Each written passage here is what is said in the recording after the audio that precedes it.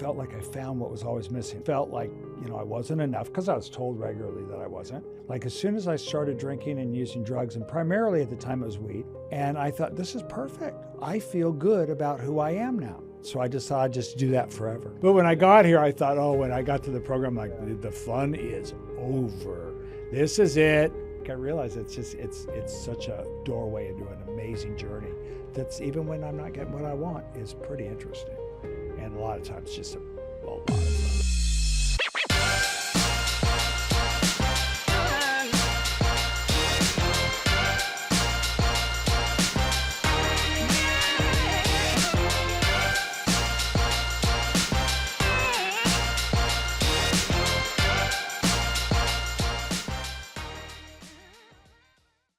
What's going on, guys? Welcome to another episode of the Journey to Solutions podcast, where we interview people from all walks of life who've overcome the impossible.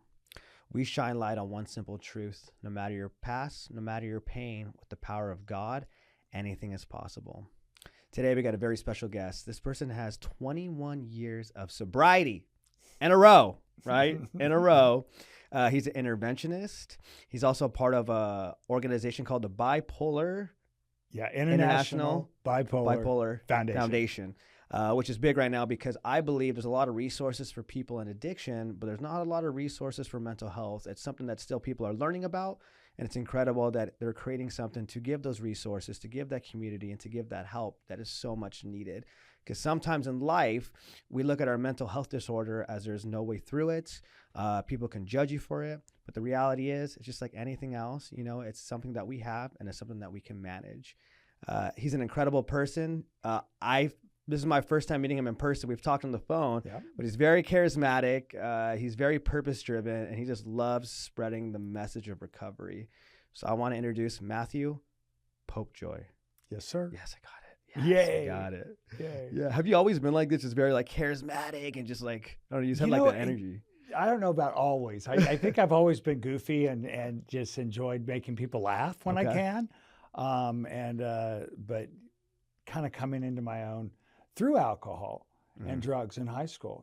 I always felt like I was in the wrong group, right? The cool kids were over there, and I thought I should be in that group. They did not agree, so I was off by myself or with some people that I didn't think I should be with. Yeah. And then in high school, I discovered alcohol and drugs at parties, and growing up in West LA, and the whole thing, and people thought I was funny. And they invited me back. We got to have Matt back. He was fun. That was really fun. And all of a sudden, I was in this cool kids group. And so it was sort of my social lubricant. And it was my medicine for many, many years. Yeah, because kind of explain like how you were before you found alcohol and drugs. Like what did life look like for you at home? And what did life look like for you in school? Home, well, it depends on whether you lived in my home or saw it from the outside. Yeah, like that. But if you lived in the home, it was very violent.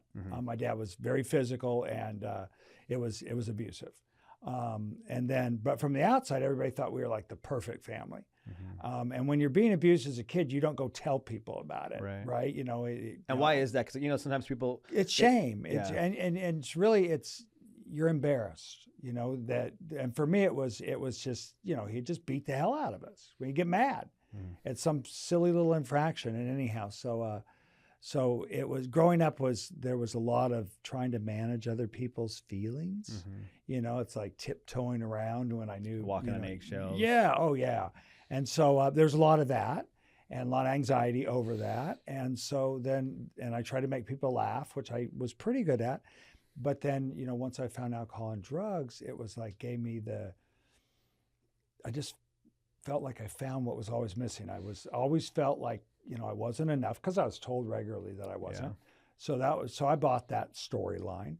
But just being able to come into my own, like as soon as I started drinking and using drugs, and primarily at the time it was weed, but all the time.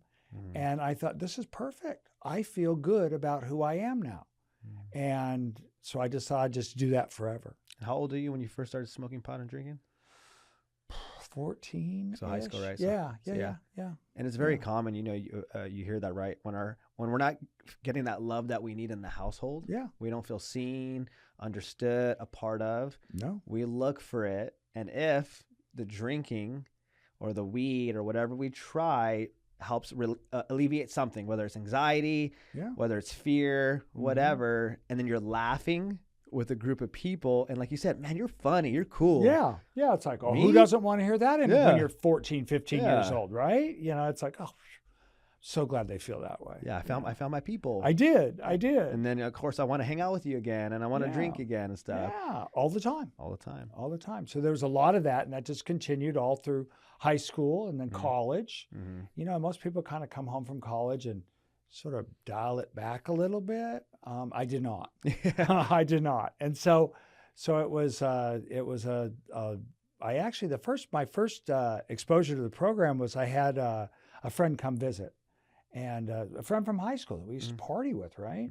And she came down to visit, and this is when you're in college? No, right after college, I think. And she came down to visit, and I was living in Orange County, and she was LA friend, because that's where I grew up. And she came down to visit, and she told me she was sober, which I thought, well, that's a dumb idea.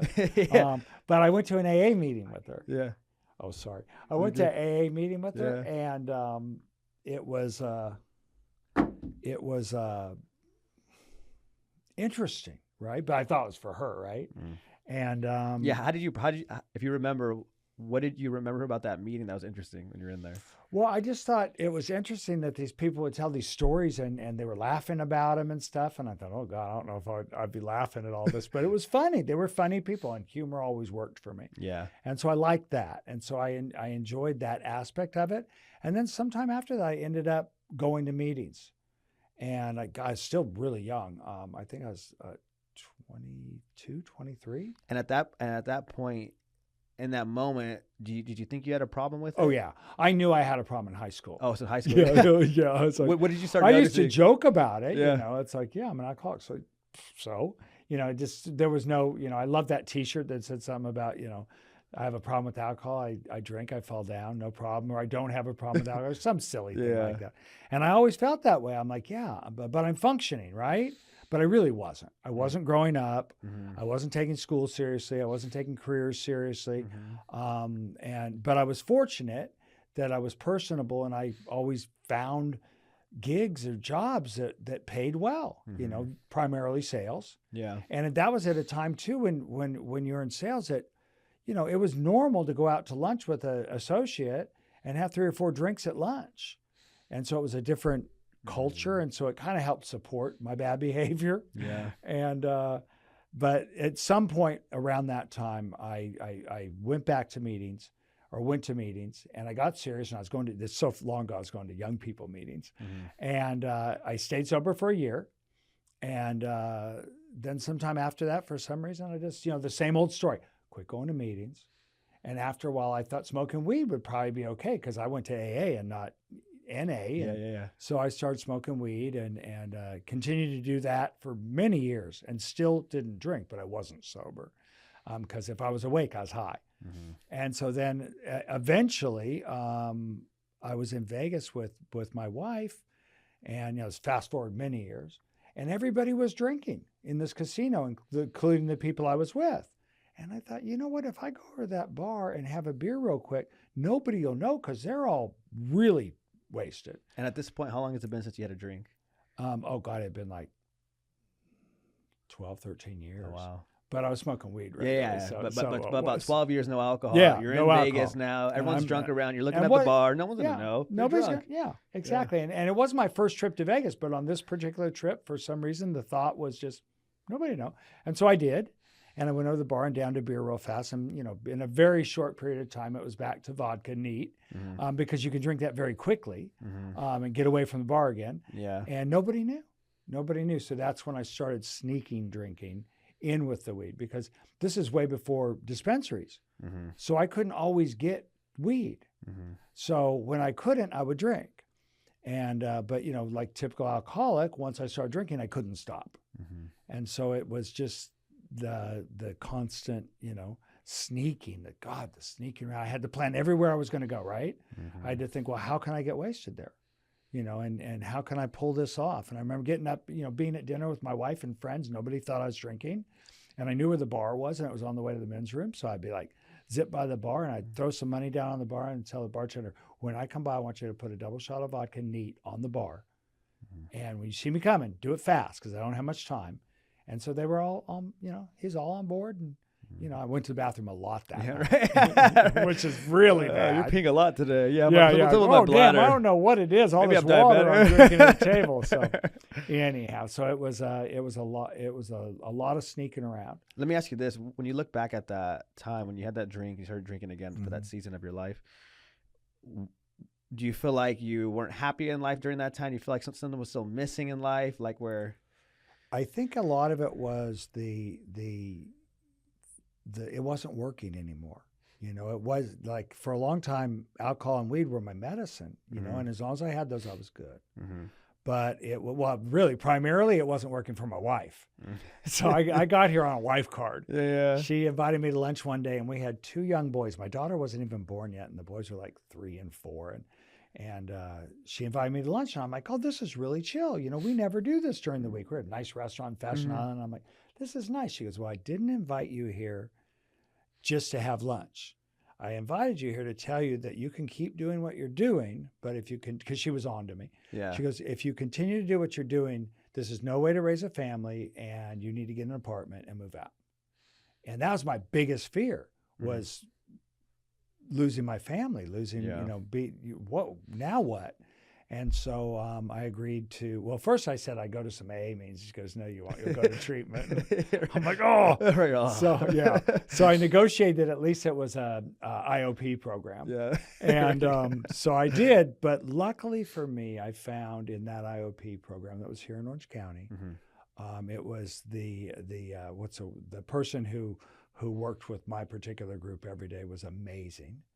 And I found in a very short period of time that I liked what I was getting out of it and I wanted to do it for me and not just for my ex-wife she became my ex-wife anyhow, but not just for my wife, not just for my kids. I really wanted to do it for me. And at that point, have you ever truly worked a 12-step program? Oh, absolutely. So you have too. Yeah, I've continued to work 12-step. So once I got sober the second time, due to the wife card, I stayed in 12-step, and I've continued to. I probably worked the steps over this 21-year run. I probably worked the steps about 8 or 9 times. Okay.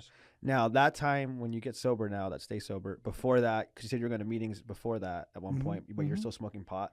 I was going to meetings for a year and I didn't smoke pot, use any drugs or drink. Right, for that first year, right? Yeah, for a year. And did you work your 12 steps that year too, or no? I did work them that first time. Yeah. I don't know how thoroughly. I look back on it and I honestly, do remember working with my sponsor on the steps. But I think the problem is I never became of service to anybody. So I was the guy that show up to meetings and get what I need and leave. Let me get a coffee, some cigarettes. Yeah, coffee. Yeah, back in the day, we were all smoking in the meetings. And, my current sponsor, who I've had for more than 10 years, I remember I was going through the divorce, right? So that was my biggest fear, right? So I pull up to this meeting. I know my sponsor's going to be there because it's my home group. And I pull up to this meeting, and I'm expecting a big hug and tell me, oh gosh, I'm so sorry. And I roll up to this meeting, and my sponsor looks at me and goes, dude, you look like shit. And he goes, and you work a really selfish program. And I'm thinking, this is not what I was expecting. You're supposed to coddle me right now. Yeah, you're supposed to coddle me, not tell me I look bad. Yeah. And so I think he intuitively knew how to get my attention. And so he went on, we talked, and I said, what are you talking about? He goes, Matt, you show up to meetings when you need something. We know your life's going good when you aren't here, but you show up when your ass is falling off. And he goes, you aren't giving anything back. I've been secretary of meetings and I'd been treasurer and this and that, but like really helping somebody on a one-to-one level, he goes, you don't do that. And he was right. So he said, you need to get into service. Find something to get you into service, seriously. So I upped my meeting count, started going to newcomer meetings so I'd actually meet people I could help. Yeah. I volunteered at central office. So I was like one of the people that answers the phone after hours. And that's an interesting experience. There's some crazy people that call central office. And they aren't all alcoholics. A lot of them aren't alcoholics. They're just crazy. Nobody will talk to them. One lady told me one night that the suicide hotline won't take her calls anymore. So she thought she'd call us. I said, are you suicidal? She said, no. I said, are you an alcoholic? No. I'm like, well, why are you calling me? Nobody will talk to her. It's like, oh, okay. So but it was good to be of service, to actually, and I started working with others and just doing a lot more. And I never understood why. And I still don't know if today I really have a good way to encapsulate why service works. Mm-hmm. But I never feel better than when I'm being of service to others. It's interesting because there's a book called How God Affects the Brain from a scientific standpoint. And in that book, they did a study on alcoholics and addicts that stay sober. Right. And they did a study that shows, they go, why is it that these addicts and alcoholics stay sober when they are of service? And what happened was the scan showed that when they're of service to others, it releases the same chemicals as drugs and alcohol in their brain. Well, there it is. Oh my God, that's our fix. Yeah, we're addicts. Yeah. It's like it's almost like God's like, you're the most selfish people I know, so I'm going to make helping others the most selfish thing you can do because it feels so good for you. It's like, it's so funny. Yeah. Well, that makes sense then, because I know that for me, it's like when I'm helping others. And I never understood why it worked. I didn't, I just like, oh yeah, that'll work. I was really skeptical and, and the whole God thing took me forever. Yeah. I was sober for probably 9 years. And I was seriously considering starting an alcoholic atheists group. Yeah. Let's talk about that. Cause I think sometimes, there's different beliefs, right? People may say, you need God to get sober in the beginning or you're fucked. Right. But I've known some people like yourself where I run into people, I'm like, you didn't believe in God for the first 5 years? Like, no. I'm like, how did you stay sober? Right. So it is possible. It is. But you do see the trajectory at some point. Most people get to a place where they do. I don't know. It's funny. I was at a meeting up in LA. I love this meeting. It's up in Crenshaw and just a beautiful meeting. This man took a chip for, it was over 50 years. Wow. And he said his higher power is a forest. And I'm like, that's a long time. Yeah. But I found that for me is I got to a place where maybe it was through being of service too that opened that door where I quit trying to define God. I was at a men's retreat, right? And it was at I don't know, some monastery, Catholic monastery, right? And I was at this men's retreat and they said, oh, we're going to have a mass for anybody who's Catholic wants to go, but everybody's welcome to go. And so this is this little chapel. I thought, yeah, I'll go in there and watch these guys do their thing, right? And it was really interesting because the poor priest who was giving the mass was really old and confused. He was kind of losing his mental faculties and, like saying some stuff that like, oh, that's from the Old Testament. And I thought, no, it's the book of Matthew. That can't be the Old Testament. And I don't know that much about the Bible. I'm not a deeply religious person, although I am spiritual. But I observed this. But what I observed in there that was so cool was watching my friends, there are 4 or 5 men that I really respect and admire, who have long-term sobriety, who happen to be Catholic, watching their look and their reaction, experiencing this spiritual process that's part of their belief. And I got out of that and I was thinking about that coming out of the chapel and I thought, God comes to people in so many different ways. Yeah. If you live in the Mideast, he might come to you as the Muslim faith. For me, I feel they're all rivers that lead to the same sea. So whether you're Christian or Jewish or, Buddhist or whatever your deal is, as long as you can get behind it and believe, and it's all going to the same place. And so I really like that. I quit trying to define it for me because I've been to so many different churches. I was like at a Southern Baptist. I was like the only white member of this black congregation. And I was really digging it. And then I realized, well, wait a minute, I don't really believe what they do. I just like the music. So it wasn't so I had to, take a bow out of there. But the watching people celebrate their faith was beautiful. And so I quit trying to define it. I quit trying to put God in a box that says, this is what my God is. It's like, I don't know what God is. I know that I went from a place of disbelief to absolute faith that God's working in my life. And what was that switch you think for you that you're finally able to just surrender to, like, you know what?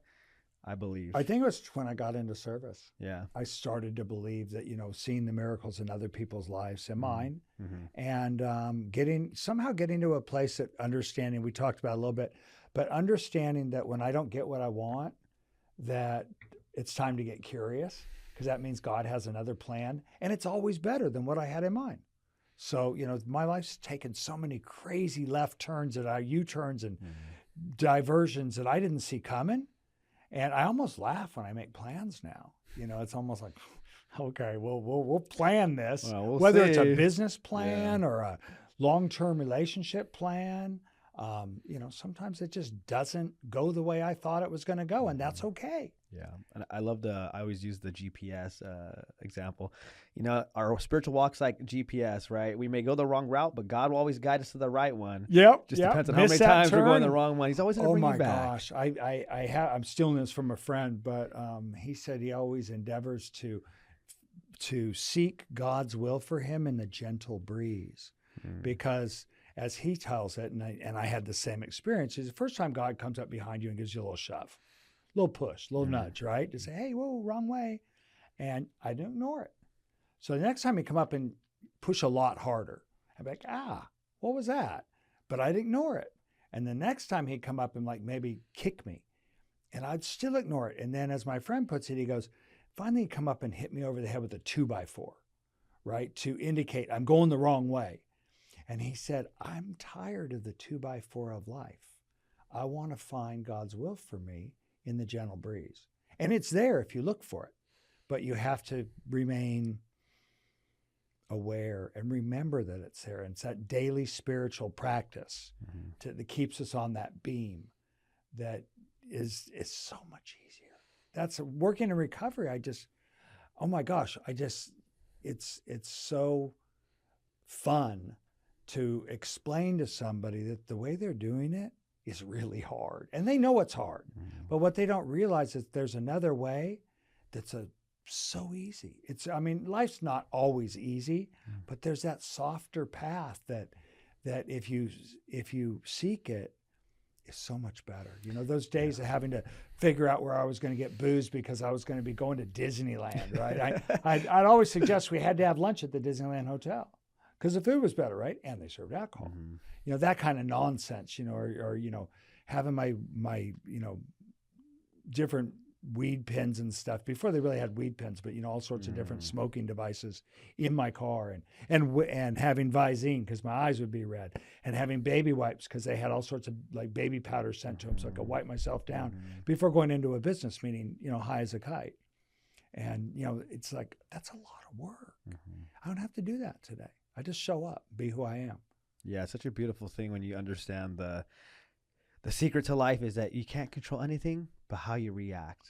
But so many people, even though they hear that, it's not like it's a secret, like you can't find it. It's everywhere, right? You can find it in movies, TV shows, books, everybody tries to tell you it. And something we're blessed to learn in recovery, because I think addicts, as recovering addicts, we talked about grateful recovering addict.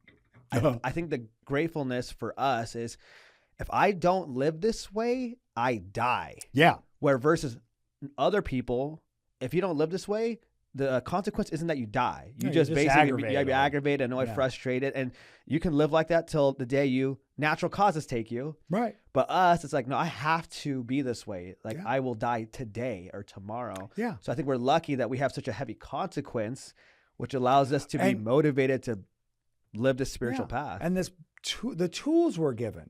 It's like I see people struggle, whether they're an addict or not, lots of normies too, right? The struggle, because we aren't born with tools. There's a select few, I think, that actually do come to this world as with a built-in spiritual situation that I didn't get. Yeah. I did not get that. No, I had to drink and get high. Yeah, right. That was my tools, right? If you didn't smoke them or drink them, I didn't have them. Yeah. But knowing that we have these tools, that no matter what happens in life, because stuff happens that we didn't anticipate, that seems really horrible at the time, but we have tools to deal with it. So it's not confusing. There's no confusion for me now. It's like, I know what I can do. And I love too that you shared, because I think what people don't understand is when you get sober, unfortunate events still happen. Even if you're going to church, even if you're going to meeting, even if you're living right and you're like, I'm not picking up, and life does get better, but hey, life's still going to happen. Right. But remember, it's not because you're a bad person. It's not because you're doing the wrong thing. It's life happens. Sure. People we love die. They get hit by buses. You get divorced. Divorce. These things happen, and you think, oh, why are you doing this to me, God? And I really, my God doesn't get into the, like, he does all the details, right? Yeah. But I will never understand or even work to understand how a bad thing can happen to a child that, just is so horrible. That's People always are like, the that's argument. proof That's the God argument, doesn't exist. I'm like, no, it just is proof for me that I don't understand God and God's plan and God's will. And I may never, maybe someday when I'm off this earth, it'll be like, oh, I get it now. Sometimes stuff happens, but there have been minor things that have happened in my life. Like when I got a divorce. Honestly, my ex-wife and I, she's a great person. We get along great. Now, we weren't right for each other. Yeah. How did you process that when it was happening, when it was fresh, right? Because remember you said earlier in your story, I got the wife card. If I don't change, this is going to happen. I don't want that to happen. And then biggest fear. And then you do change. Biggest fear I had. You do change, right? Yeah. And you get right. Yeah. But hey, guess what? What? Yeah. She came one day, it was like day after Christmas. So we had this thing that like we always decorate a lot for Christmas and stuff. But by like the day after Christmas, we were done. Right. So everything's coming down. So we're zooming around the house, taking everything down. And I know she's acting a little weird the night before. And how many years of sobriety do you have at that day? At that point, would you say around? It was about 10 years. So that's 10 years into your change. Maybe more, maybe 12. Okay. But anyhow, I noticed the night before she was like kind of like we were sitting on the couch watching a show or something, and she's kind of leaning away from me, and I thought, that's weird. But whatever. People have their moments, but so I asked her at one point. I said, "Are you okay? Is something going on?" She goes, "No, I'm just not feeling that great, and kind of feeling a little out of sorts." And I'm like, "Oh, okay. I just noticed you're kind of leaning away, and."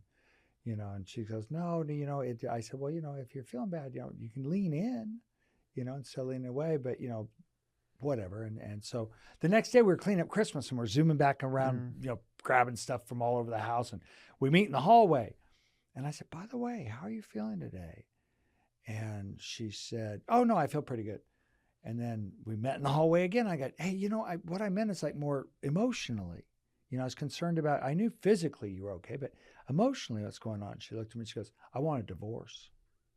And I was like, I didn't see it coming. I felt like the stupidest guy in the world, right? Like those guys that come home and their wife's moved out. Yeah. And they're like, I thought everything was good. Yeah. And that was me. But I was the one that's going to move out. But so I was really, I was shell shocked. I was bummed. It was my biggest fear. But what I learned through doubling down, being of service, and working the steps again, that it was okay, and the truth was we met, we got pregnant fast, we got married fast, and we were never a good fit. She's a good person, I'm a good person, but it was just never the right combination. And we raised 3 beautiful kids, and my kids are all great. I love my kids, and I get to have interaction with them all the time, and they're doing fine, and they're on their path. Would you say the steps is kind of like what helped you kind of come to that realization? Some people go through the divorce and it could be 20 years later, man, F that person. They ruined my life. I'm never getting married again. I hate women. I hate men. They're all bad. That person's bad. And God, what a way to live with that hate. It's like, I don't have to do that today. And thankfully she doesn't either. And I'm really grateful that she has that however she got to that place. We celebrated one of my son's birthdays, I don't know, a few weeks ago. And we're all at my fiance's there, she's there, my kids are there, some friends are there, and we're all at this big hibachi table at a Japanese restaurant, and it's all good, and I loved the fact that, for my kids, they aren't babies, they're all young adults. 20s, right, but they get to experience a happy moment and not worry about their parents, because that's not their job. We're supposed to take care of that ourselves. So but it was the steps, absolutely steps. Last time I worked the steps, it's been a couple of years, which means I'm probably due. My sponsor, he's amazing. So he says to me, he goes, you're going to do the step workshop. It's not a step study meeting. We do a workshop where we work 1 through 12 together as a group of men over what's supposed to be 12 weeks, but we're alcoholics, so it usually takes about 17 weeks. Holidays pop up and this and that. But we work it. You grab you do your 4th and 5th with somebody that you choose in the meeting.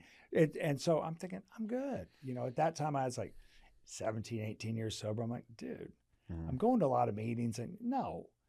And so then he comes back at me and goes, well, you don't have to do it. He goes, but if you choose not to do this workshop this time, I think you should find a different sponsor.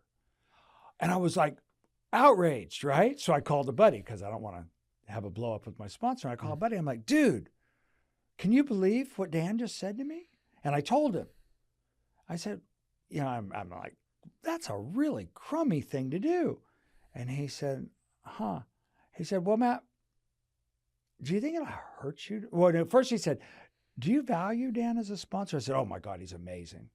Just amazing, right? I mean, he brings so many things into the equation in addition to the steps, other wisdoms and life experience. It's just great. And I'm like, oh yeah, absolutely. He said, do you think it'll hurt you to do the steps again? And I'm like, no. He goes, there's your answer. So I did them again. And the crazy thing was, so I show up thinking I'm just doing it for the new guys, right? Oh my gosh. That was one particular trip to the steps that more was revealed. And more character defects that might have been newer, but probably not, that I'm like, I was able to see them. And I was able to ask God to remove them. And I was actually able to be very specific about that. Because I don't think you should just be like, oh, remove my defects. Right. It's like, you got to know what they are. Yeah. There's a partnership here. And so it was one of the most profound experiences of going through the steps. What do you feel like you learned that time, if you remember? It was expensive to begin with. So I was post-divorce, and there was some stuff in going through the negotiations in the divorce that I threw out there that I thought my wife would challenge, right? And it was financial stuff, right? And she's a smart woman. So, and we were on pretty equal footing financially. And so I made some stuff up, right? I was not honest. And she didn't challenge it. And so it saved me $20,000, $30,000, right? And I'm working the damn steps with these guys, and we're talking about amends that we need to make, whether the person knows it or not. And I'm like, oh. I just like verbally groaned, and a buddy asked me after the meeting, and he goes, what was that about? I said, I think it's going to get expensive real quick. And I did. I called her, and I said, there was some stuff that I don't feel that I dealt with you fairly, and I want to give you, I want to compensate you for that, and I did. And it was a beautiful moment of healing for both of us. I went to her house, put a check on the table, and said, there you go. And and it was a lot of money, and she started crying. I said, why are you crying? She said, you just don't know how much this means to me that you're, being honest about this and that you're doing this when you don't have to. I'm like, oh, I have to. It's like, once you see it, you can't Don't give me too much credit. Yeah, no. This is a life-saving measure here. It was an expensive lesson, but, that was a big one. Being rigorously honest, Yeah, because I look at it like, it's like it was an investment because it's like, I need this for my soul. I'm getting my soul back by giving you this money. Yeah, absolutely. Yeah. And I get to live in my own skin and feel good about myself. Sleep at night with some peace. Yeah. And that was the thing. I never felt good about myself growing up. I just didn't, and for all these reasons, but I never did. I didn't like who I was. And anytime a relationship, as I got old enough to start having relationships with Dan, I always thought, oh, she figured it out. You can't fool people for that long. She figured I'm really not a good person, or I'm not a nice person, or I'm not worthy. Yeah. That was the big thing. I'm not worthy. Not worthy of your love. Yeah, because I was usually pretty nice and not terrible. Yeah. But I just thought, oh, I figured it out. Somebody better out there for him because I'm certainly not that person. And I don't think like that anymore. How did you work on that? Because I think a lot of people that have, you come into recovery, and let's say you're the funny guy, you can even be charismatic, goofy, motivating, but usually that personality on the other hand is like, well, I battle depression, I don't feel good enough, so I'm overcompensating. Yeah, like that Robin Williams thing, right? Terrible depression. So what I did is I learned from so many wise people that you encounter in the program. And this guy said, you want to build self-esteem? Start doing esteemable acts. Yeah. And I did. And that was all around, getting into service. I mean, and it wasn't just in the program. So, I got into sponsorship, and I got into answering the phones at central office, which was more, as I said, was more comical most of the time, and, in a sad way. But, but I also, I was doing Meals on Wheels. I thought I have time, so I volunteered for Meals on Wheels, and I met these fascinating older people that were kind of, couldn't get out much. And, you know, it's so fun to meet somebody and talk to them for a few minutes and be like, what? You know, one lady told me about back in the day, she was dancing on the bar at the Whiskey A Go-Go in Hollywood. I'm thinking, I grew up there, right? I'm like, and you would never picture this, of this 86-year-old woman you're talking to who's using a walker. You're like, really? Like you? You know, I mean, another woman told me this fascinating stories about, you know, growing up, and her dad was a French colonist, basically. He was like in the French military, but he ran French Guiana or something. Until the local people revolted, and he went down to quiet them down, and instead they burned him at the stake. And, you know, she and her family had to jump on, she was a little kid, but remembered this story of jumping on her grandfather's yacht and sailing out of there real quick. And these type of, you know, life experiences that people have had, I'm like, just fascinating to, you know, to spend a few moments to talk to somebody and let them know that I see you. You know, I'm here for, you know, maybe 20 minutes, but, you know, you aren't alone. And people like to be heard and seen. And, you know, whether it's a homeless person on the street, you know, we all want to kind of look away, right? You know, they're going to bother me. They're going to make me crazy. You know, I'm going to be following me down the street now. But, you know, I find that you can just look them in the eye and say, you know, my daughter and I did a thing. It was many years ago, but she maybe 7-8 years ago, and I didn't have anybody, you know, poor me, right? It's Valentine's Day coming up, and I'm not dating anybody. So, oh boy, poor me, right? And I thought, I'm not going there, right? I'm going to do something. I'm going to get out there and do something. So I put together a whole bunch of Valentine's cards and like little gift baskets. You know, I was just going to give them a little box of chocolate and a card and go give it to homeless people, right? And I wrote personal notes on each one. I didn't know these people, but generic personal notes and stuff. My daughter got behind it. She goes, I want to help you do that. And she said, but we need to do more. So we got the old-fashioned lunch sacks, and we put, you know, it was during COVID, so we put hand sanitizer and a bottle of water and some snacks and the chocolate and the card. And we'd approach these people with this bag, and like they'd be like looking at us like, what do you want? Right. And sometimes, you know, you approach people at a really inopportune moment. One guy quickly slid a needle under his leg to try to hide it. I'm like, dude, I'm not here to hassle you. I just want to wish you a happy Valentine's Day and let you know there's people out there that care. And just give them that. And the transformation, you know, and to be able to share that with my daughter and actually her take it to another level. And after I saw it, she waited in the car when I went to the one guy that was hiding the needle. And I told her what happened, because she's like 14, and I've always been real honest with my kids. And I said, you know, honey, different life circumstances, that could have been me. That literally could have been me there. And because of family, because of whatever, you know, financial wherewithal and stuff, it wasn't me. But, you know, we're all people. And to be able to just bring a little smile to somebody's hat. And, you know, I forgot all about it, not having a date that day. You know, it just like getting out of myself and doing something for others. And that dopamine, like you said, that must be it, you know, kicked up. But yeah, it really is. I think bringing that sense of joy to somebody else's life, or the aha moment for somebody, the light gets turned on, that sparkle in their eye.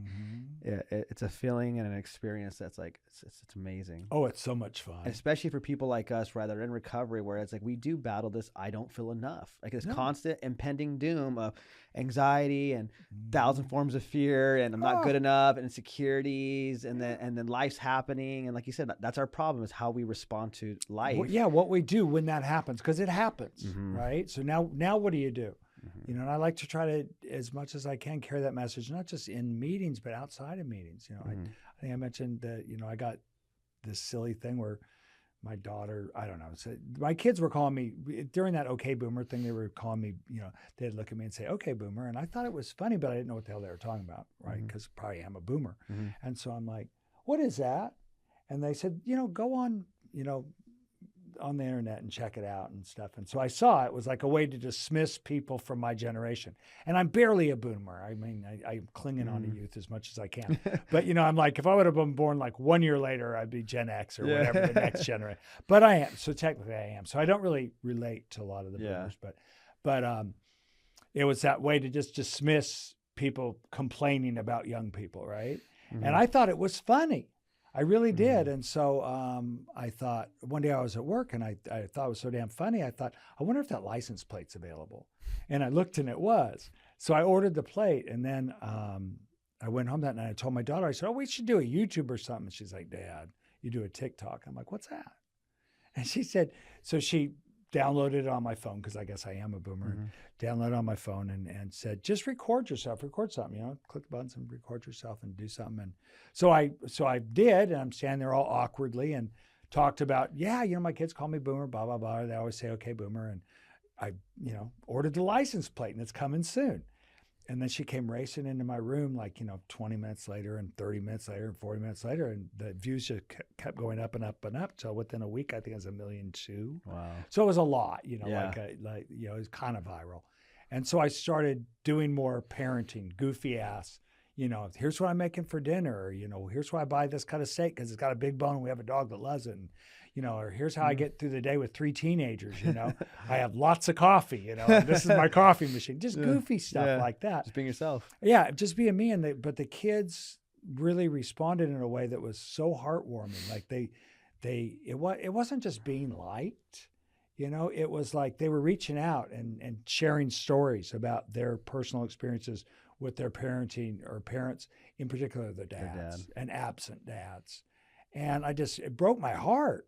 So I started doing more stuff around that of, how can I be of service to these kids? I mean, I can't, I think I don't pay much attention Adopt to it. us, huh? Yeah, right. I can't talk to all of them. I think that I've got like 45,000 followers, 45,000 kids now. Yeah, that's a lot of kids. But to be able to put out a message that would hopefully help them. And now I've talked more about intervention with the kids. And now I'm trying to talk more about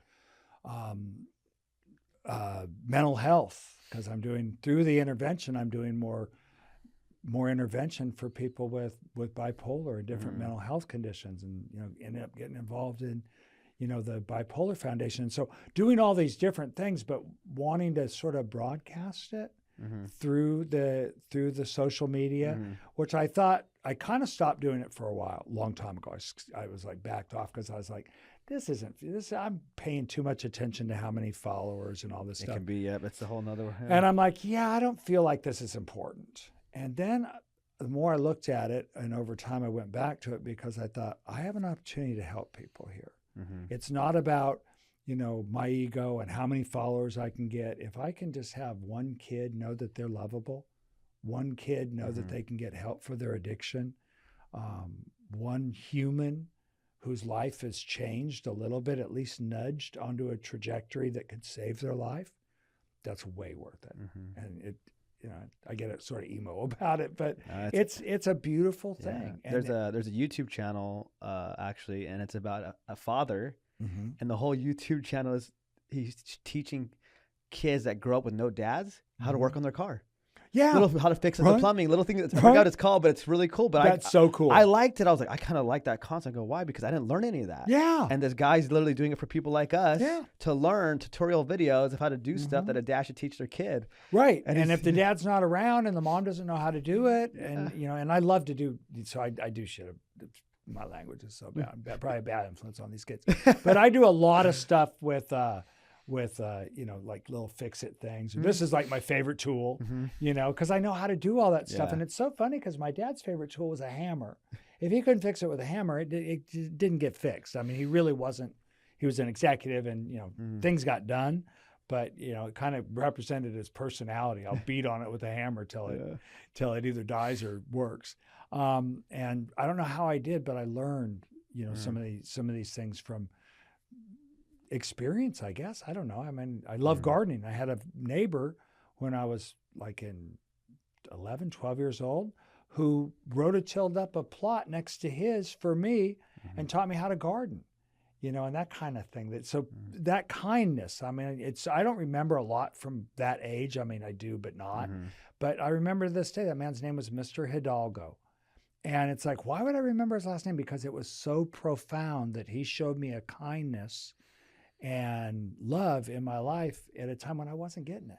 Yeah, because I remember like growing up, because my dad, narcissistic personality for sure, right? And I remember as a kid, my mom always reminds me, she goes, you're always drawn to like your friends' dads, your coaches, the teacher. Sure. Because naturally, you're looking for that attention, that validation. Of course. And you're right, when somebody's kind to you, when you're not getting it, we don't forget that. No. Like, wow, somebody, I felt safe. They were there. They were on my side. They showed me something. Like, thank you. Yeah. Your kids are innocent. You don't know who's a bad guy, who's a good guy. You have no idea. No, so it's it's unfortunate when you don't get the love at home, so you seek it, and then you fall into the hands of someone the wrong person. People. Yeah, there's predators and whether it's joining a gang, whether it's running into a pedophile, just people with negative mindsets. Yeah, that'll let you hang out with them, but they're like, and then you see what happens. Yeah.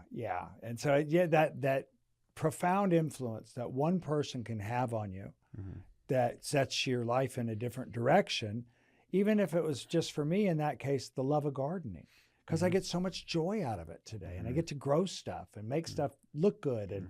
And if it wasn't for him, I wouldn't know how to do any of that. And what's like the common thing you hear from these kids when you had the TikTok, like talk about their dads? What's the common thing you see that they're saying about their dad or parent? A lot of what they say is they're absent. That my dad's at work all the time. Or one of the most heartbreaking ones was a young girl who said, her parents got divorced. I think it was 2 or 3 years before, and she hasn't seen her dad since. That's rough. It's like, and so I was compelled to reach out to her through comments, on TikTok, not because, I called her, but to reach out to her. And I really had to be thoughtful about what to say to this young woman. What do you say? So I wanted to assure her that she's lovable, and that his choice not to be in her life is all about where he's at today, and not anything to do with who she is as a person. And that never forget that everybody is lovable. And I stole that from Mr. Rogers. I grew up in this crazy, violent home, and that goofy Mr. Rogers would come on, and with his homemade puppets and stuff, and I loved it. And I didn't know why, because I was aware he was goofy. I was aware the puppets looked worn out, and the silly little trolley train going around. And he always made me feel safe. He always made me feel loved. He would look right at the camera and talk to the audience and say things like, everybody's lovable, you're lovable, and say it in that soft voice. It was such a difference from an angry parent, right? That it's like, this is this gentle man. And it wasn't until I saw the documentary about Fred Rogers, and I saw the documentary, I cried through the whole thing. I was a mess. I was with a date too. She was probably like, what's wrong with this guy? Fred Rogers is weird, and now this guy's weird too. But what it was he explained, it was not the Tom Hanks film, which is good, but he explained in the documentary why he did what he did. And it turns out he's a minister. And he saw all the violence. What he saw is violence. All the kids' cartoons were violent. And he's like, nobody's taking this opportunity to reach kids and to make a positive change in their life. And so he went to public television and said, this is a great way to do this. And they green-lighted it. And he affected a lot of people through just that messaging. But he explained, he said, I always looked directly at the camera and imagined I was talking to one child. And it worked. So I always heard his message, and it was just so profound and so interesting to learn, who he was and what he was really about and why he did what he did. So then when the TikTok thing got hot, I thought, what if I could be like the Fred Rogers of the internet and help some kids, and just do it for that reason. So, that's sort of the trajectory of that. And it seems like it's so funny how things just come together and you see it, right? So like I got involved with the Bipolar Foundation because I was at an event. They do a beautiful event called Starry Night. It's a fundraiser, right? And I thought, because of my ego, because I'm alcoholic, I thought they should be raising a lot more money than I think they raise $250,000 in a night. And I'm thinking, we're down here in Rancho Santa Fe in North County, San Diego. There's immense wealth. And there's probably, within a 5-mile radius of this event, 100 people that could donate $250,000 if they wanted and not feel it. And so I got involved and got on the board, and hopefully we can, and they do good work, but hopefully we can do more. But I got involved on that, and then. Do you have experience with like raising money for any type of funds or in those worlds? I always worked in sales. so kind of, you know, it's I've actually got some good friends that I've reached out to that do, and they're helping, you know, with that. And it's kind of knowing like how to approach it. But the first part of it's like a sales call. Like, you know, you know, there's somebody you want to sell something to, or you want to demonstrate your product to, right? Yeah. So you got to get their attention really quickly because you have about 2 minutes, you know, just to get their attention enough to get an appointment. And so I got good at, you know, doing that. So I looked at the approach for the Bipolar Foundation and thought, I've got to make some phone calls and I got to get somebody's attention enough. I don't want to, you know, say, oh, send us $100. I want to get in front of them and explain to them why their foundation deserves, you know, or we deserve the attention of their foundation and how they can change lives with what they're doing. And so I like that. But what I was getting at is all these different things coming together, like, you know, the intervention work, and now a lot of that's becoming almost as much drug and alcohol intervention as mental health intervention because of the, you know, the experience with the Bipolar Foundation, learning more about that. Having, I think God reminding me, I had a friend this last Christmas who shot himself. They I guess the politically correct term now is, they tell me, is death by suicide. Because they say people don't really want to die, but they choose death by suicide because they don't feel like they have a way out. Right. And Norman had been bipolar his whole life, you know, since you know, early adulthood, and suffered greatly, and been one of the funniest and most fun people to ever be around. He built a few companies over his lifetime that were wildly successful. So when Norman was on fire, he's on fire, and when he wasn't, he practically couldn't get out of a chair. The depression was so bad. And Norman was older than me and suffering from Parkinson's, and badly suffering, late stage Parkinson's, and not making good decisions. And his wife was in the next room, and he decided, some damn fool lent him a gun, and he shot himself and ended his life. And at first I was very angry with him because I thought, how can you do that with your wife in the next room? She's got to come in here and see you with your brains blown out. And but then I decided that he deserved some grace because he was suffering from mental illness so badly. He wasn't making good decisions, and he really wanted to exit this life, and just chose a really violent and poor way to do it, where he couldn't go out with love, and you know. So, but that granting him the grace, and so seeing these different things kind of converging on my life with helping the kids and doing intervention and mental health, and seeing these opportunities come together, it's like, I'm supposed to do this. You know, it's not like, oh, I wonder if I'm doing the right, and if I'm not supposed to do it, he'll give me that shove, you know, he'll let me know. But for now, it just feels like this is what I'm supposed to do. And if I can help some people doing it, good. You know, that makes me feel good. That goes back to that being of service, that dopamine purpose. Hit. You know, it's like giving your life purpose and meaning, which oh my gosh. It's when people used to think, oh, God has a purpose for me, I just roll my eyes at meetings. You know, I roll my eyes a lot in meetings back in the day. And think, oh yeah, he's got a special plan for everybody. And I just thought that was like the height of what is it, like human narcissism, that, you know, oh yeah, you know, how many people are on this earth and he's got a special plan for everybody. But something shifted. I believe that today. I really do. And we aren't always the star players.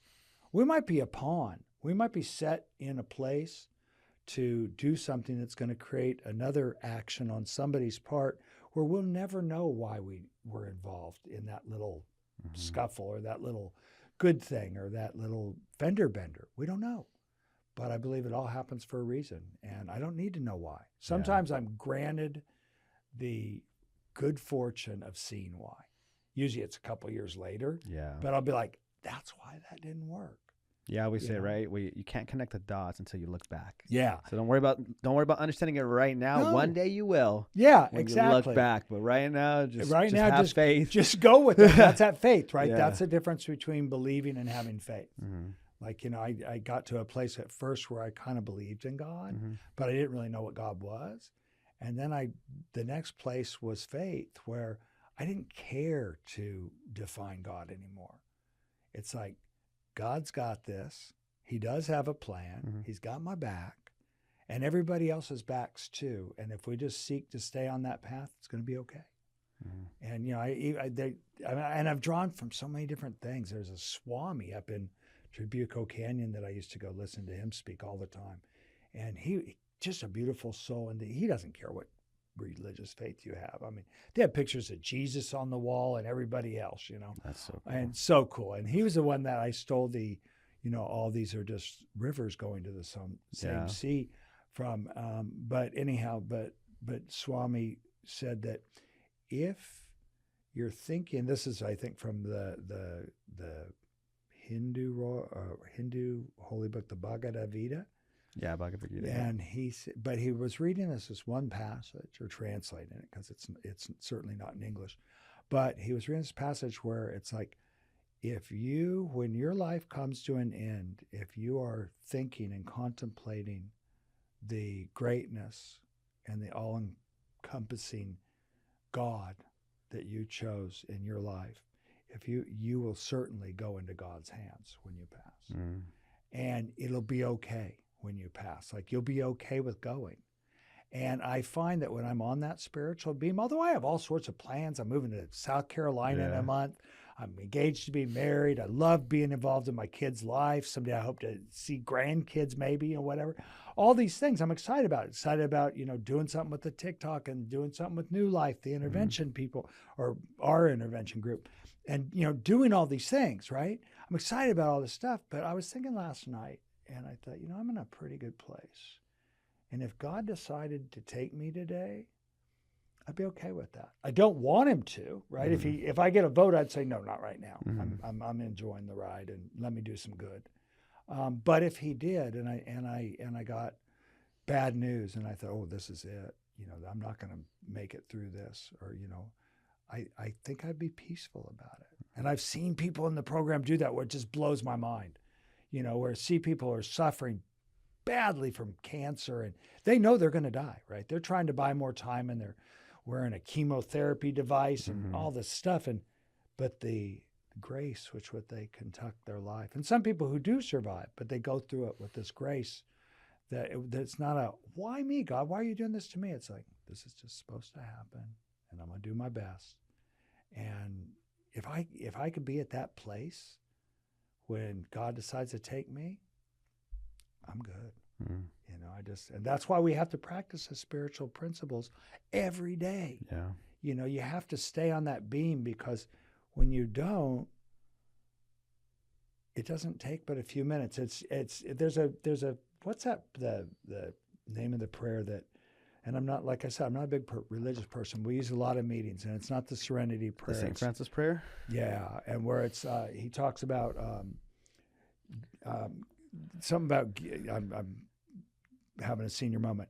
Give us this day our daily bread. Yes. Right. And I saw a really brilliant, paper. It was like 26 paragraphs done on that one prayer. And I thought, how can you say so much about one prayer? But what he was talking about, give us this day our daily bread, was a translation. The original wording was manna. And manna is the spiritual being from heaven. Yeah. It's not food. It's like when I think one of the tribes of Israel was in the desert, and God came to them and every day gave them food. That's what it's a I forget the word for it, but it's a way of representing something. It's like he wasn't really giving them food. It was the lesson is he gives you the spiritual gift every day, but you got to go back for it the next day. It doesn't last. You can't fill up your tank and be like, I'm good for about 10 days, and then go do. You got to refill it. You got to stay on that beam. Get low. Like it doesn't last. It doesn't last more than a day. And maybe sometimes I push it, but I feel it, right? Yeah. Do you find that? Oh yeah. That's why for me it's devotional sometimes, and it's prayer another time. Sometimes it's just being around people in recovery. I always need it there, and I'm aware of when it's not there. And I know when I go, oh, I think I need to go do this week, or I need to get tapped back into this, right? You know, to kind of get into that spiritual place, because my mind wants to go all these places, because right, wherever we focus is what we're going to choose to believe. Sure. And in my head, I'm like, okay, I'm going a little too over here. Let me go over here. You know, even when I hang out around with people that are too negative, don't believe, very nihilistic. Again, if I'm around it too much, their ideas sound pretty good to me now. I'm like, uh-oh. Yeah, that's bad. I need to go over here. Why? Because I'm starting to like to think about this too much, and it doesn't help me to think like that. Yeah. I try to control what comes into my brain. Yeah. You know, and that's one of the things my fiance, she's like, you hardly ever look at the news. I'm like, I know.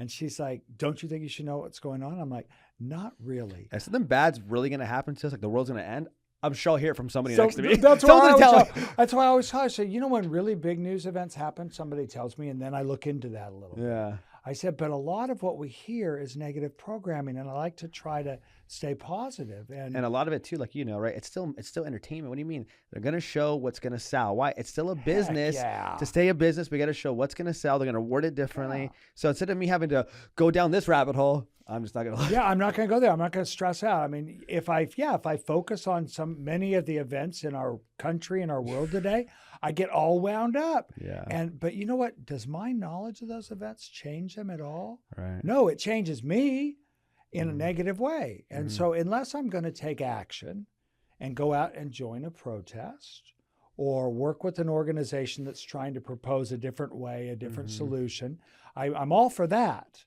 But just to sit there and let it, like a ticker tape, enter my brain and feed me these negative thoughts and these ridiculous things that happen in our world, it's like, I don't think I need to know about that stuff. I really don't. Yeah, I remember for me, so like my girl now, right? She loves politics, right? Grew up in a family of politics. She loves it. That's her thing. She's the one that goes out to protest. Awesome. Yeah. And we dated. She goes, what about you? And I go, honestly, it's not that I don't care. It's that I've never had the time to care. She goes, what do you mean? I go, the first 25 years of my life, I'm doing drugs and drinking. I'm busy. I don't know who the president was. I'll be honest with you. Like, I don't know. And then when I got sober, I don't got time to know about this. I'm trying to not die. Right. And then I'm like, now I'm at a place where, like you said, like I understand that, like I got to be careful what I let in my brain, because I seen how my mom is with the news. I see how people are with the news. Like, it's just not for me. Yeah. And I go, also, like, she goes, well, what about doing what's right? I go, yeah, but I work with alcoholics. I go to their house for years. I work with people,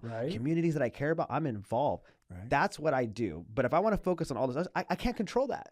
I don't. My worrying's not going to change it. Me writing a little check mark here is not going to change it. So I go, this is where God wants me. This is where I focus. But if one day God says, I want you here, I'll go there. Yeah, right. But right now, and you'll know because you stay on that path that it's like people are like, I don't know what God's will for me is. It's like, you know what?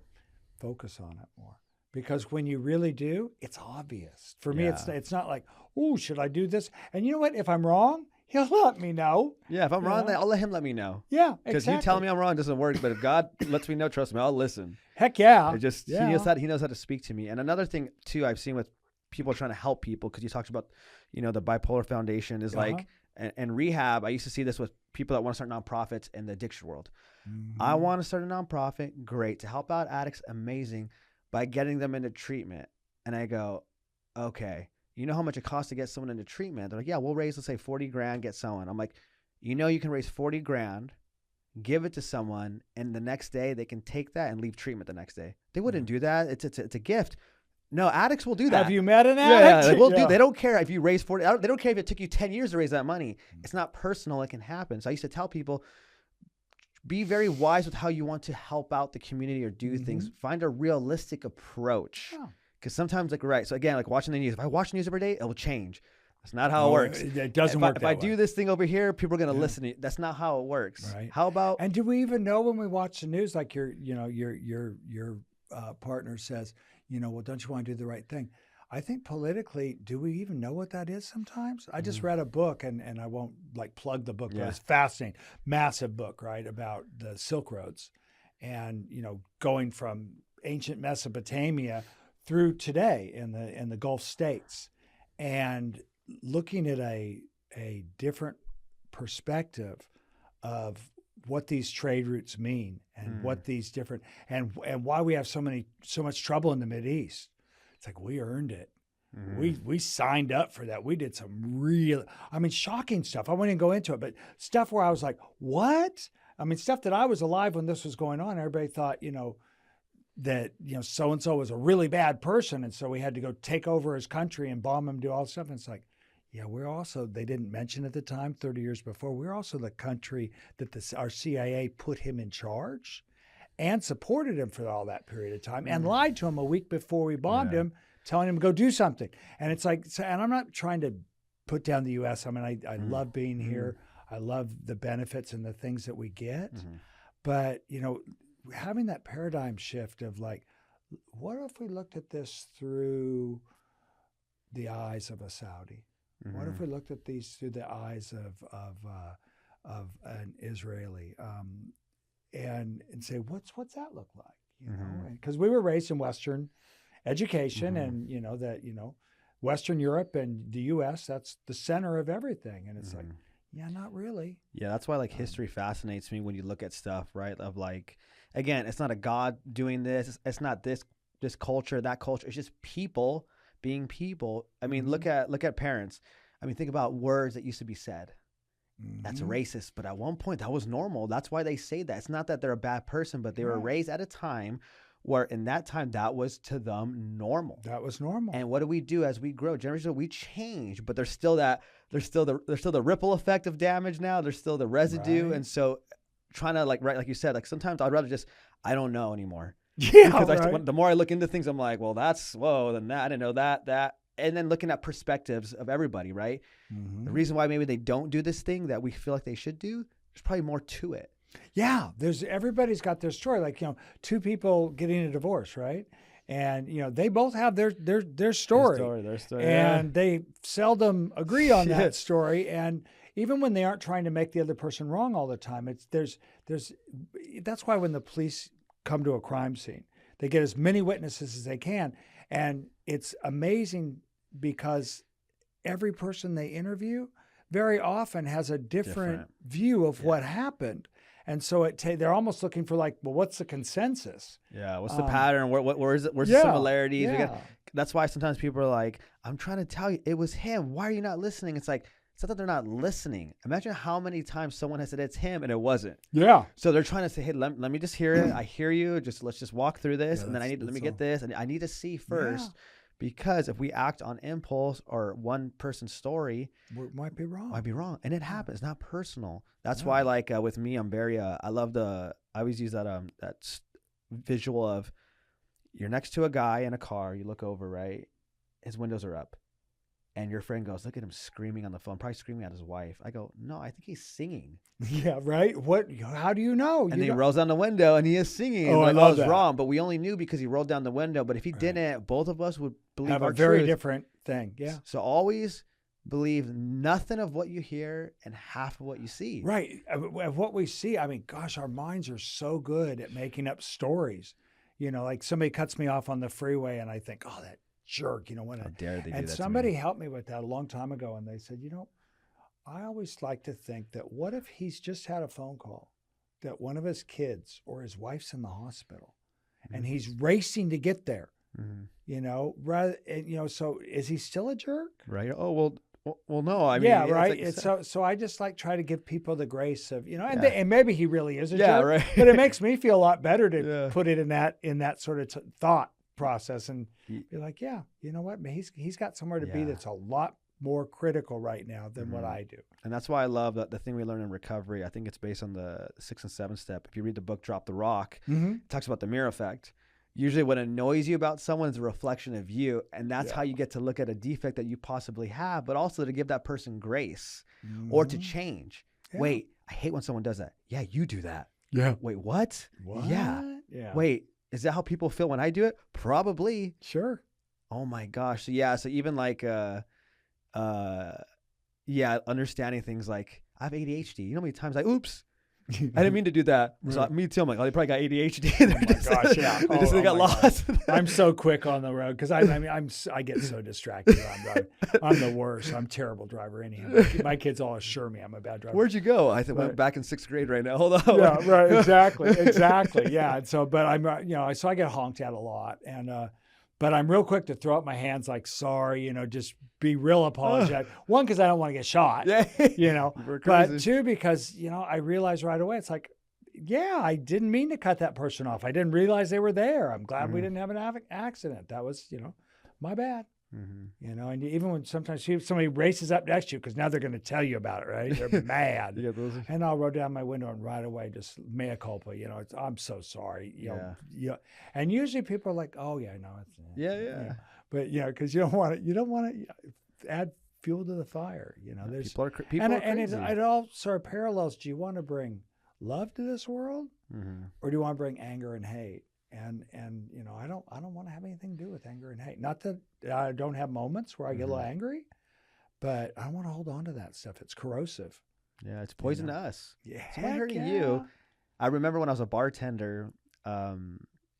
So I was a bartender before I got sober, and I was a bartender for the first year of my sobriety. Right. I don't recommend it. No. But I was. And I remember when I was sober that first year bartending, I started paying attention to everything. Now I can see everything, right? All the regulars.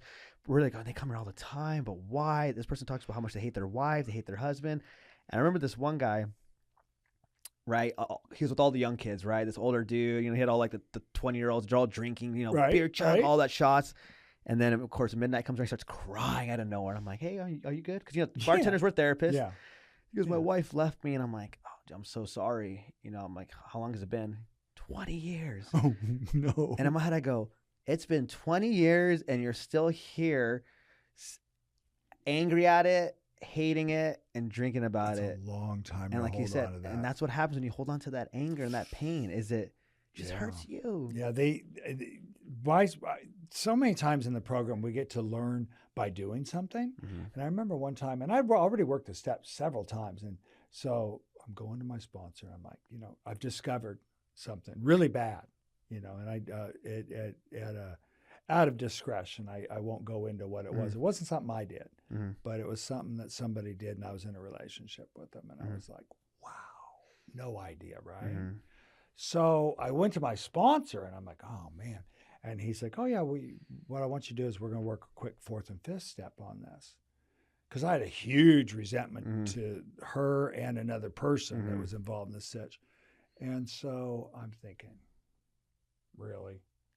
I'm going to take 30, 40 minutes and write this stuff down, and I'm going to feel great. What's my bar? Okay. But having a sponsor you trust is so important. So, and I trusted Dan, and I still do. And so I did what he said.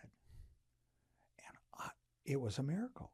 My resentment on a scale of 1 to 10 for those two people at that time, before I did it, was way off the charts. I was up 11 or 12, right? Busted right out of the meter. And after I did it, it was still there, but it was like a 2. I can deal with the 2, especially in that situation. I could deal with the 2. And it was literally took less than 24 hours. Like, I did the work. I talked to him about it. I saw my part in it. And it was like, and it brought me a peace that,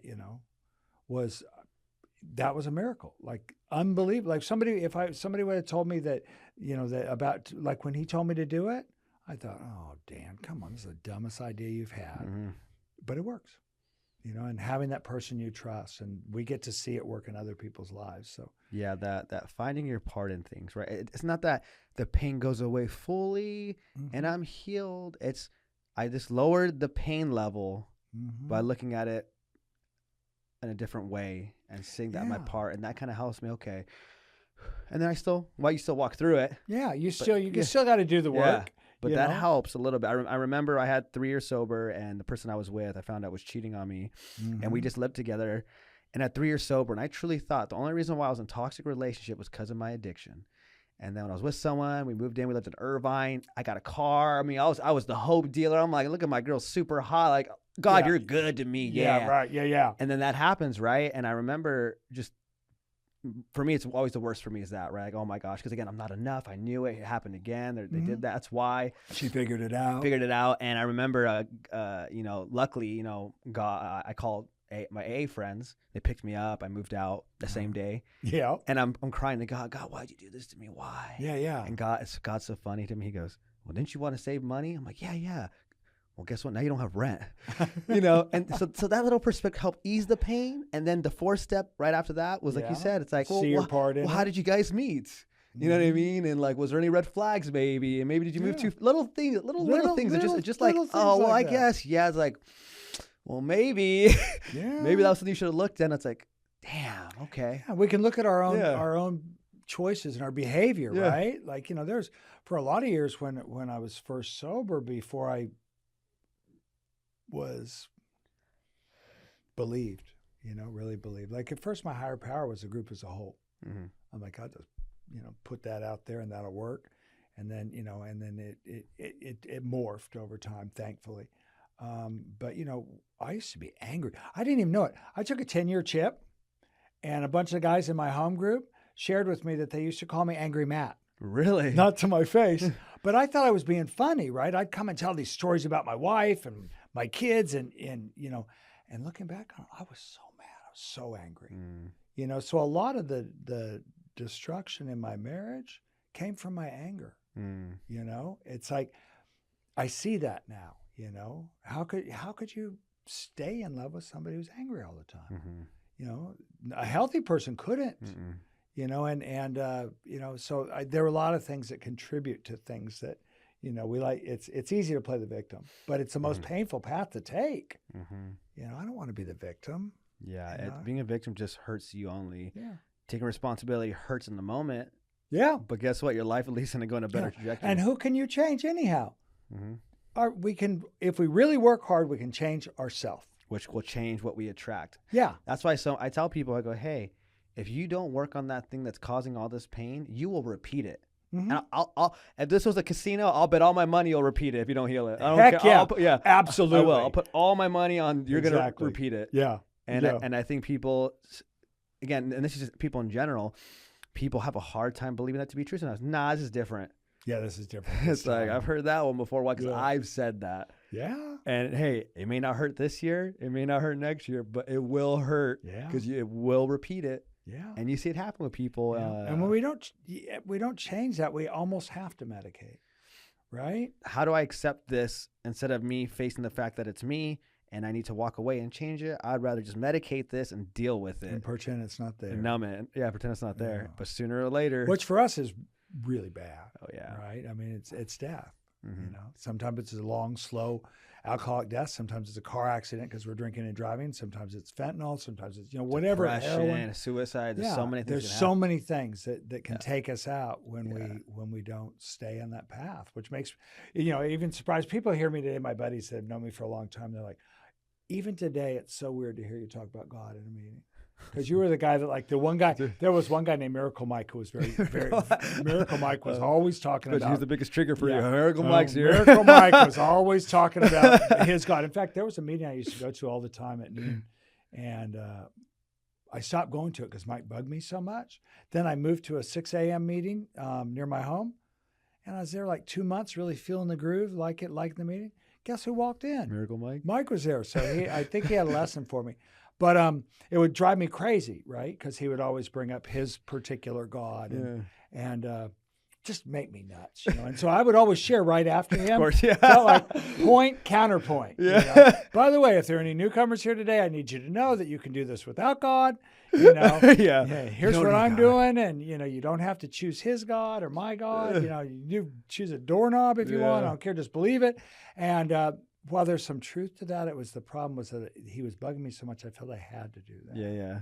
You know, and I don't have it. And Mike and I ended up becoming, I wouldn't say we were good friends. We didn't go do things socially, but I was like seeing Mike in the meetings after that. You know, after I came to peace with, I don't have to change him, and he gets to do it, him, and I get to do me. And that's, you know, that's sort of my approach to life too. You know, it's like, now I have boundaries. Yeah. Right? If somebody's doing something in my life, I can take my ball and go home. Yeah. You know, I don't have to play with them. Mm-hmm. You know, if they can't play nice, I will draw a line. Yeah, there's a difference of, like, I tell people, the difference between loving someone where they're at and self-abuse now. Yeah. It's like, forgive them, but it doesn't mean you got to hang out with them. No, right? Not at all. Hey, you can love that person, but not date them anymore. Yeah. You know, hey, you can literally let that go because it was wrong. Great, you made amends.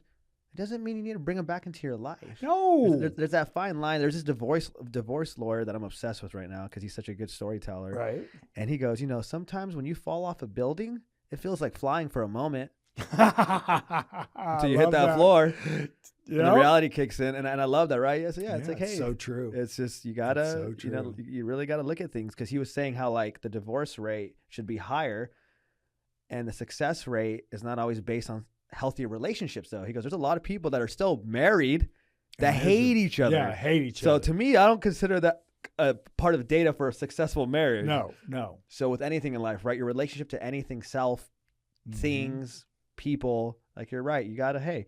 You want to break the cycle, work on you. That's all you to change the outcome. And like you said, have boundaries and also know when to cut things off. That's okay. Yeah, and the boundaries, they're just huge. I didn't know what they were. Seriously, I was probably more than 10 years sober, and I started I was more than that. I think I was probably 18 years sober. Wow. And maybe 17 years sober. And I started dating a woman that I was like, oh my God, this is amazing. She's the one I've been looking for. She was perfect. And then after about a year, she started doing some behaviors that were mean. They were not nice. I'm like, what's this? And then I think, I've got a lot of emotional EQ. So I go to her and say, baby, I love you, right? You know that? And she's like, yeah, of course. And I said, well, something happened the other day, and I feel like I need to tell you how I felt about that. And she'd be like, oh, God, what? And I thought, this isn't going the way I thought it would. And then I'd tell her what happened. Like, we were talking with that group of friends, and you said something, and it really kind of hurt my feelings. And she's like, oh, my God, I was just kidding around. I guess we can't kid around anymore. Well, what I learned over time, and it took me another 8 months, that I was engaged to a narcissist. And what they do is they start, doing gaslighting and doing all that stuff. I didn't know. I thought narcissists were just people that thought a lot about themselves. I didn't know what that was. And then I learned too that they rarely can be fixed, because you have to admit you have a problem to be fixed, and they can't do that, right? And so I even asked my therapist through a friend of mine who knows the therapist, and he goes, "No, my sponsor." He said, "Matt, ask Ralph what he thinks. Ask him if he thinks so and so is a narcissist." And I'm like, he's going to say like, well, Matt, I've only met her once, she's not my patient. She's not my, I don't feel like it's fair to make that call. So I'm like, hey, Ralph, and I'll leave her name out of kindness. But I said, hey, Ralph, do you think so-and-so's a narcissist? My sponsor, Dan, wanted me to ask you. He didn't miss a beat. He goes, oh, absolutely. And I said, okay, tell me about this thing. And he gave me the straight criteria, shot on it. He's like, can't fix it. Yeah. He goes, rarely is it fixable. And he taught me more about it. And it took me several more months of experiencing it, hoping that he was wrong. But what I did is I started learning about boundaries. Working with a good therapist, I started learning about boundaries, because I didn't have them. I didn't know what they were. I probably didn't grow up with them either, right? Yeah, when you grow up not given boundaries respected, you don't know. No, and I didn't have them. I didn't respect your boundaries. Right. I was just, there are no boundaries. We don't have these. So he taught me about having like kind and loving boundaries that show love for other people and yourself. And so I started drawing a boundary and being like, no, you can't do that. That's not okay, And, she'd just moan and be like, oh my God, this boundaries thing again. And I'm like, yeah, it's okay to have boundaries. That's healthy. People have boundaries, and that's how we protect ourselves and others. And doesn't mean I have to be mean about it. Right. But I just say, this is my expectations of interaction, and I hope we can respect that. And so learning about boundaries, and then once I got boundaries and got those in place and maintained them, and wasn't afraid to put them up, because I thought, you throw up a boundary, people leave, right? You can't do that when you don't have the right self-worth. And so the boundaries helped my self-esteem too. And then I got to a place where I was like, I realized I was engaged and in love with somebody that didn't exist. Like I was engaged with that person who lured me in, who wasn't real. What I'm dealing with today is a narcissist who is real. And so it's okay to let this go. and I was able to end that. And then, and then I learned about how narcissists, they like to trash you when you end it. They want to be the one to end it. Because to them, that's losing. Oh my God. Yeah. Oh, they don't crazy. Like evidently, anyhow, I'll save you all the details, but it was crazy. Yeah. I was like, wow, but I didn't care. I was just glad to be free. I was like, yeah, okay.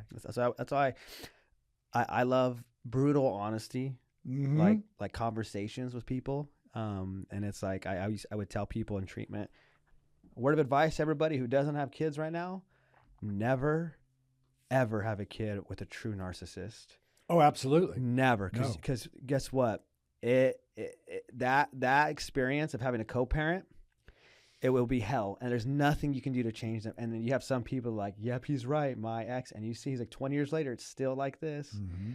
And so, I tell people, it's like you said, if they have the disorder, not the traits. We all have narcissistic traits. Yeah, we all do. Yeah, but sure. The disorder is a chemical imbalance where they will never feel empathy. Mm-mm. They will never have self-worth. Mm-mm. They're always right, you're always wrong. And there's nothing you can do about it. They have to put up that fake, false front that's very fragile. So you anytime you say to them, well, why'd you do that? Didn't feel cool. What was that about? It has to be your fault. Yeah, what are you talking about? They always that's have not to. What happened? Why would I do that? They always make it your fault for their bad behavior, and so all that stuff. It's tough, and I think it's tough for the kids being raised by that because they buy into the narcissism for a while. Like they idolize that parent. And the parent's really good at making sure that their story is sold into young, impressionable minds. And it's not usually, I think, till like mid-20s at least, if not later, that people raised by narcissists figure it out. Yeah. Because something shifts in the way the narcissist treats an adult child versus a younger child. Mm-hmm.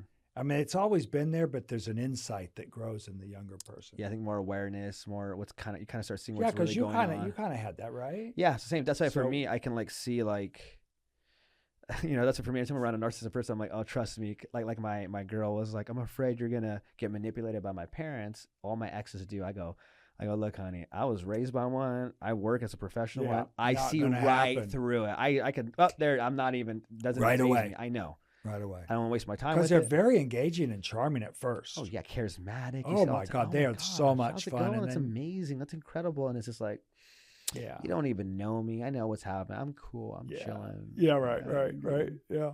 I love that. Well, hey, as we come to the end of the show, we do these speed questions with everybody, right? Okay. You answer them in about a minute.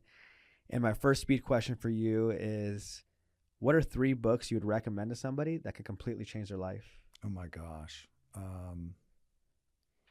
Well, I got to start with the big book. The 12 Steps. The big book of Alcoholics Anonymous is huge. Another book that I think is a great one is A New Pair of Glasses. Oh, yeah. I have that book. Chuck C., right? And then, gosh, maybe just because I just read it, read The Silk Road. There's actually The Silk Roads. Mm-hmm. It's hard to read. It's a lot of information. At times it's very boring. But I like books that make us look at our life and think differently. Mm-hmm. Anyhow, so those are 3. I love that. What was one single mindset shift that completely changed your life? Faith. Mm-hmm. Yeah, it made it easier. Mm. Even especially the fear thing, right? It's like sometimes I think, should I be more worried about this? Should I be more tuned in on this? And maybe, and there is that too, right? But I just don't spend much time worrying about stuff. Yeah. Even big stuff. I remember my therapist taught me something one time because I had that same issue. I'm like, do I not care? Is that why I'm not feeling like they're feeling about the situation? Do I not care? Am I just shut down to this? Shut down. Yeah. And my therapist is like, no, sometimes that's how God wants you to be in the situation so you can show up for the people around you that are hurting. And I never thought about it because I used to always beat myself. I must be a bad person. Maybe I don't care. I know I care, but I'm not like that. Like they're broken down, crying. They can't move. Really why am I not like that? This, I must not care. It's like, no, just sometimes God allows you to process it differently. Yeah. So you can show up for them, and then you'll see when God allows you to feel a little bit more. And I was like, oh, thank you for sharing that. Yeah, no, it's important, right? Because if we're all falling apart at the same time, it's a mess. Yeah. That's why we need to show up at newcomer meetings, right? Yeah. Remind me of like, oh, thank God. Exactly right. Yeah, there is that. What is the worst piece of advice someone's ever given you? The worst piece of advice? I don't know if it was advice, but the worst, I guess it was a message, is that, you know, you don't measure up. You know, growing up, there was a lot of, you know, I can't believe you're not athletic. I can't believe you aren't this, that you aren't that. And there's a lot of that. And it's like listening to that, you know, and so as an adult, I'm very skeptical of advice. In fact, often somebody will start giving me advice and I'll kindly say, you know, I got to be honest, I don't remember asking you. You know, I appreciate you. I love you. And I'm glad you're in my life. But, you know, but at the same time, a good friend will tell you when you're going down the wrong road. Yeah. You know, they'll call it to your attention. But there's very few people in my life that are allowed to do that. You know? Yeah, I'm the same way. I'm very like, I've learned that just because I respect you doesn't mean your advice is for me. Yeah. That was a big thing too, because I used to think if I respect you, then that means everything you're telling me has to be true and I have to listen. Right. But I've learned to take a step back, and I've also learned to not give advice. Even for me, if I should, I'm like, well, I know sometimes I'm like, yeah, it's like, I know a way you can make this a lot easier. And, you know, it's sometimes you got to choose the moment, right? It's what is that Buddhist thing or something like that? Or where they have like, they ask themselves like 5 questions. You know, like, is it true? Is it timely? Yeah. It's, do I need to say it? Does it need to be said by me type of thing? Does it need to be said now? Is it true? Is it kind? Yeah. You know, and usually if I go through those, even the ones I can remember, because I never remember them all, usually the answer is no. I don't really have to say this at all. They'll learn their own way. It's fine. Yeah, exactly. They have their path. Yeah. You know? And then for my last question, for the addict that's still suffering today, and they're like, you know, Matthew, that's great. I heard your story, but my addiction's different than yours. Sure. You don't understand. Mine's different. There's no one that has it as bad as me. Sure. You know, I've tried everything and nothing works. I'm just meant to suffer. What would you want to tell them? That there really is an easier, softer way. That they really, you know, they've tried everything, right? You've tried everything and nothing's working. What if you did it a different way? Like, what if you literally took, I think the biggest problem that people have when they say it didn't work is that they think they tried everything because they're still trying to do it their way. It's like, let go. Don't worry about the God thing right now, but just let go and trust that there's people in this room that you've seen that have what you want. So ask them how they got it and do it. Even if it doesn't make sense, even if it isn't something you've ever done it like that before, what do you got to lose? You know, just give it a try. What they like to say that, you know, try it for 90 days, and if you're still miserable, we'll gladly refund your misery, or some silly, some crazy AA thing like that. But, you know, there's a lot of sayings that aren't from the book, but are, you know, kind of make sense. It's like, you know, it's like what you're doing today doesn't work. Right. And you've tried everything, right? How about we try something different? Yeah. You tried everything your way. Yeah. How about we try something another way? Yeah. Another way. And it's not my way. It's thousands and, you know, tens of thousands and hundreds of thousands of people have found relief this way. I really think that they should teach the 12 steps in the schools. Maybe imagine that. You know, amazing. Yeah. And they can, if they want, they can blend the spirituality more, you know, back off on the God word into spirituality. They can, you know, they don't have to get into drugs and alcohol. You could take it. It's such a great program and say, here's a toolkit, kids. Because that's a class we don't teach, right?